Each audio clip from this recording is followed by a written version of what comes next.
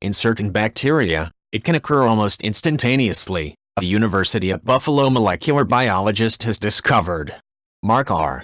O'Brien, Ph.D., Chair and Professor of the Department of Biochemistry in the Jacobs School of Medicine and Biomedical Sciences at UB, made the surprising discovery when studying how bacteria finds and draws iron into itself. The National Institutes of Health has awarded him a $1.28 million, four-year grant to delve into the mechanisms of bacteria mutating to accept iron, and how the organism expels excess iron. The discovery was made almost by accident, O'Brien said. The bacteria Bradyrhizobium japonicum was placed in a medium along with a synthetic compound to extract all the iron.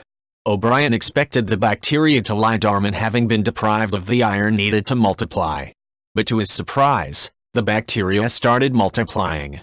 We had the DNA of the bacteria sequenced on campus, and we discovered they had mutated and were using the new compound to take iron and to grow, he said. It suggests that a single mutation can do that. So we tried it again with a natural iron-binding compound, and it did it again. The speed of the genetic mutation 17 days was astounding. We usually think of evolution taking place over a long period of time, but we're seeing evolution, at least as the ability to use an iron source that it couldn't before, occurring as a single mutation in the cell that we never would have predicted, he said. The machinery to take up iron is pretty complicated, so we would have thought many mutations would have been required for it to be taken up, he said. The evolution of the bacteria does not mean it is developing into some other type of creature. Evolution can also change existing species to allow them to survive, O'Brien said. Bacteria, the most abundant life form on the planet, have been around for 3 billion years, evolving and adapting. So how big is the discovery of near-instantaneous evolution? It will depend on how broadly applicable it is, O'Brien said.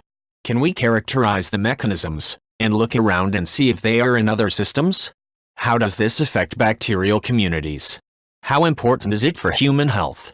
O'Brien said other researchers may take up work on how the new knowledge could impact human health. The mutation may not be related to how bacteria become resistant to antibiotics. The mutation that O'Brien observed resulted in a gain of function, a much more complicated event than the adaptation to block an antibiotic, he said.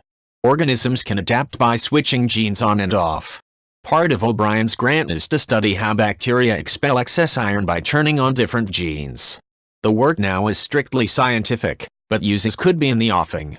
There is the understanding of a mechanism that may help to better understand how you can approach an infectious disease, or approach remediation of the environment using bacteria, O'Brien said.